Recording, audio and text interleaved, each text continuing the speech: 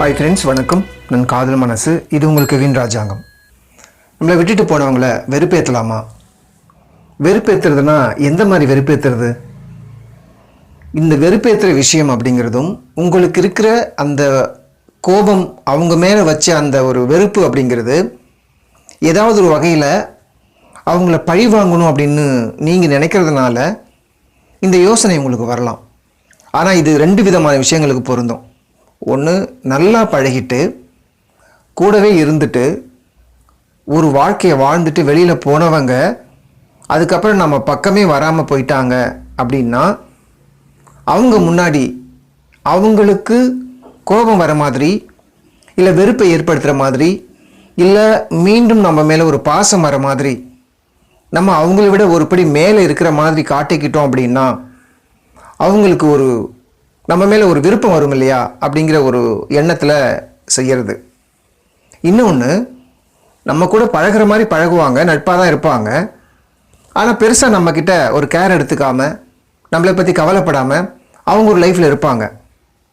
அவங்கக்கிட்டையும் நம்மளை மதிக்காமல் போனதுனாலையும் நம்மளை ஏற்றுக்காமல் போனதுனாலையும் நம்மளை அவங்க மிஸ் பண்ணிட்டாங்க அப்படிங்கிறத அவங்களுக்கு உணர வைக்கிறதுக்காக ஏதாவது ஒரு விஷயத்தை பண்ணுவோம். அதுவும் இந்த கேட்டகரிக்குள்ளே வரும். இந்த ரெண்டில் நீங்கள் என்ன கேட்டகரியில் இருக்கீங்க அப்படின்னு யோசிங்க. எது செஞ்சாலும் நீங்கள் என்ன நினைக்கிறீங்க? உங்களை அவங்க மிஸ் பண்ணிட்டதா அவங்க உணரணும், புரிஞ்சுக்கணும். அப்படிங்கிறதுக்காக நீங்கள் அவங்கள வெறுப்பேற்றுறது அப்படிங்கிறதையும் தாண்டி உங்களை பற்றி அவங்க யோசிக்கணும் அப்படின்னா அவங்கள விட ஒருபடி நீங்கள் மேலே இருக்கணும் அப்படிங்கிற மாதிரி நினைப்பீங்க. அதாவது உங்களை பார்த்து, நீங்கள் இருக்கிற அந்த இருப்பை பார்த்து அவங்க ஏங்கணும், அவங்க நம்மளை மீண்டும் யோசிக்கணும், அல்லது திரும்பி அவங்க நம்மக்கிட்ட வரணும் அப்படிங்கிற ஒரு மைண்ட் தாட்டில் அதை நீங்கள் செய்வீங்க. அப்படின்னா அவங்கள விட ஒரு படி நீங்கள் மேலே இருக்கணும். ஒன்று அழகில் அவங்களோட உயர்வாக இருக்கணும், இல்லை உங்கள் ஸ்டைலில் நீங்கள் உயர்ந்திருக்கணும், இல்லை அவங்கள விட அதிகமாக சம்பாதிக்கணும், இல்லை அவங்கள விட உங்களுடைய ரேஞ்சு, உங்களை சுற்றி இருக்கிறவங்க, நீங்கள் இருக்கிற அந்த பொறுப்பு, பதவி, இது எல்லாமே கொஞ்சம் உயர்ந்திருக்கணும்.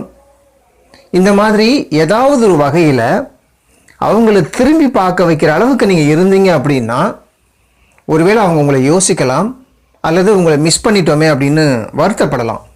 ஆனால் கண்டிப்பாக இது நடக்கும்.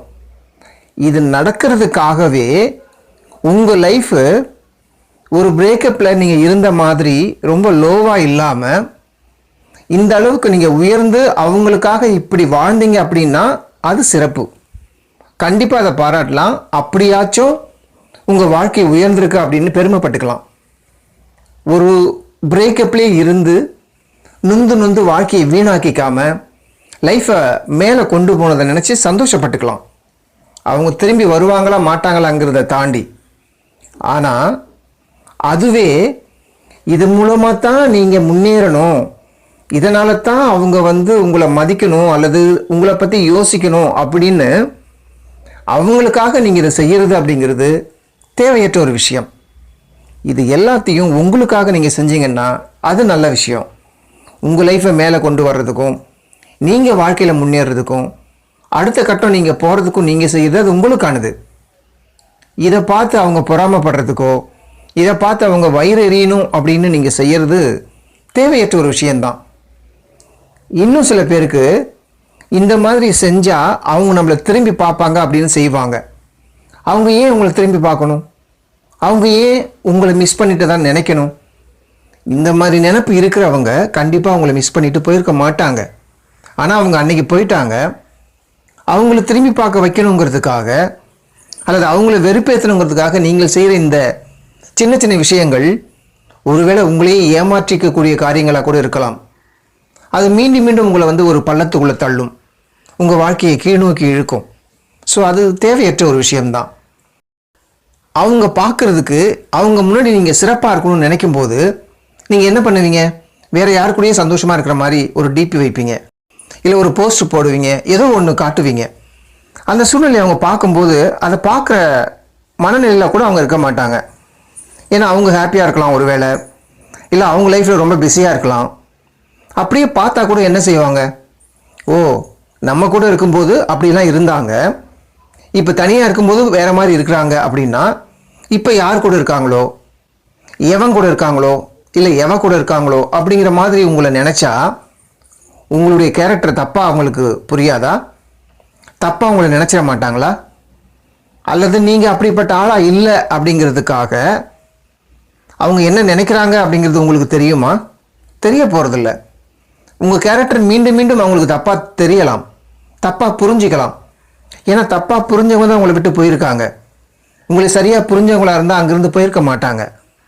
ஸோ அப்போ இது மூலமாக மீண்டும் உங்கள் கேரக்டரை அவங்களுக்கு தப்பாக்கி காட்டுறீங்க அப்படின்னு ஒரு அர்த்தம் வந்துடாதா? ஸோ அங்கேயும் நீங்கள் புரிஞ்சிக்கணும். அதனால் இந்த மாதிரி அவங்களுக்கு முன்னாடி அல்லது அவங்கள வெறுப்பேற்றுறதுக்கு அல்லது அவங்க உங்களை மிஸ் பண்ணிட்டாங்கன்னு அவங்களுக்கு உணர வைக்கிறதுக்கு இந்த மாதிரி செய்கிறது எல்லாமே உங்களுடைய இயலாமை, அதாவது உங்களுடைய முயலாமை, உங்களுடைய ஆற்றாமை அப்படின்னு தான் சொல்லணும். ஏன்னா உங்களுக்கு மனசு கேட்கல, உங்கள் மனசு தான் அவங்கள பிடிச்சி தொங்கிக்கிட்டே கிடக்கு. அவங்கள விட உங்களால் முடியலை. ஏதாவது ஒரு வகையில் அவங்கள அட்ராக்ட் பண்ணணுன்னே நினச்சிட்டு இருக்கீங்க. ஆனால் அவங்க உங்களை விட்டு போய் ரொம்ப தூரம் ஆச்சு, ரொம்ப நாளும் ஆச்சு. அதனால் இந்த புரிதலோட ஏன் மீண்டும் மீண்டும் உங்களுடைய தரத்தை நீங்கள் குறைக்கிறீங்க? நீங்கள் ஏன் மீண்டும் மீண்டும் உங்களுடைய சுய தன்மையை இழந்துக்கிறீங்க அவங்க முன்னாடி? அதை நீங்கள் யோசிக்கணும். இந்த வேலைகள் எல்லாமே உங்களுடைய இயலாமையையும் உங்களுடைய முயலாமையையும் தான் காட்டுதே தவிர உங்களுடைய வீரத்தை அல்லது உங்களுடைய சுயத்தன்மையை அல்லது உங்களுக்கு எல்லாம் தெரியும், நீங்கள் அறிவாளி, நீங்கள் திறமையானவங்க, நீங்கள் ஸ்ட்ராங்கானவங்க அப்படிங்கிற ஒரு எந்த விஷயத்தையும் அவங்களுக்கு உணர்த்த போகிறதில்ல. வேணும்னா வேணும், வேண்டாம்னு சொல்லவங்க அன்னைக்கே தூக்கி போட்டுட்டீங்க அப்படின்னா அப்போ தான் நீங்கள் மனுஷனை அவங்க கண்ணு முன்னாடி தெரிவிங்க. அப்போ தான் உங்களை மனுஷனை அவங்க பார்ப்பாங்க. ஆனால் நீங்கள் அப்படி இருக்க விரும்பலை. நீங்கள் ரொம்ப கீழ்மையாக போகணும்னு நினைக்கிறீங்க. நீங்கள் நீங்களாக இருங்க, உங்களுக்காக நீங்கள் வாழுங்க, அடுத்தவங்களுக்காக வாழாதீங்க. அடுத்தவங்க மெச்சிக்கணும், அடுத்தவங்க உங்களை போற்றணும், வேறு மாதிரி நினைக்கணும் அப்படிலாம் இருக்காதீங்க. உங்கள் வாழ்க்கையில் இயல்பாக இருங்க, இதெல்லாம் தானாகவே நடக்கும். நீங்கள் எதிர்பார்த்ததை விட ஒரு மிகப்பெரிய வாழ்க்கை உங்களுக்கு கிடைக்கும்.